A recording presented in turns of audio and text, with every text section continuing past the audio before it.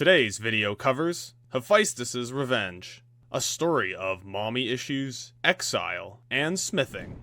The gods of ancient Greece owe much of their strength to the divine weapons made for them by Hephaestus, god of blacksmithing. Known as Vulcan to the ancient Romans, he is also the god of fire and volcanoes. The myth about Hephaestus most people know focuses not on him, but on how his wife, the beautiful goddess Aphrodite, cheats on him with the irritable god of war, Ares.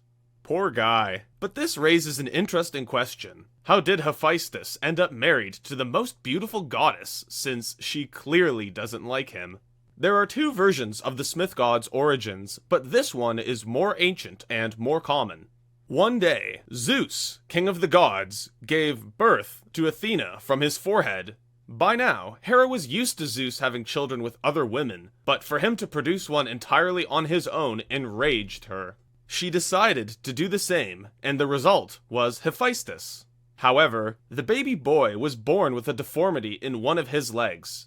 This imperfection disgusted Hera, perhaps inspired by some insecurity of her own. And so, the spiteful goddess defied motherly instinct and threw baby Hephaestus off of Mount Olympus. Hephaestus survived the fall, but was essentially exiled from Olympus and denied his divine birthright. He plotted revenge against Hera.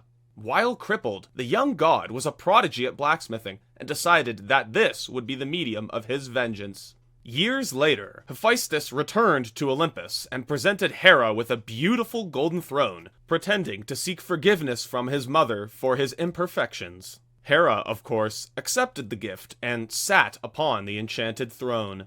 However, after a bit of struggling, she then discovered that, no matter what, she could not get up from that magical chair. Hera was humiliated, and the gods pleaded for Hephaestus to let her go. His only response? Hardened by rejection, he coldly stated, "I have no mother." Ares, beloved son of Hera, tried to intimidate his brother into releasing her, but he was ultimately afraid of the volcano god's fiery temperament. Dionysus, too, tried, but to no avail. Finally, to save face for his wife, Zeus stepped in and offered Hephaestus anything he wished for in return for freeing Hera. His demands were simple. He wanted the hand of Aphrodite, the most beautiful goddess, in marriage. Much to her dismay, for she truly loved Ares, Zeus accepted his proposal. Hera was freed, and Hephaestus had earned his place back on Olympus. Forevermore, the gods relied upon him for their mighty weapons and tools. Aphrodite, however, spurned her husband and relied upon Ares for company.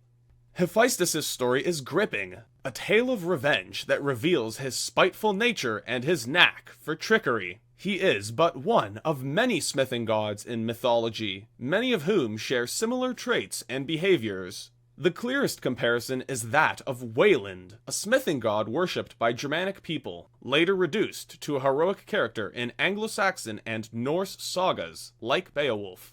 Wayland also pulls tricks on his patrons, and is also known for having a leg disability that impairs movement. Now, why would both of these blacksmithing gods have leg deformities? Surely this can't be a coincidence. In ancient times, blacksmithing was an essential business for any society, yet was extremely hazardous for the smiths. They would spend their days at the forge, breathing in intensely hot air and the hazardous fumes produced by the smelting of various metals like lead and copper.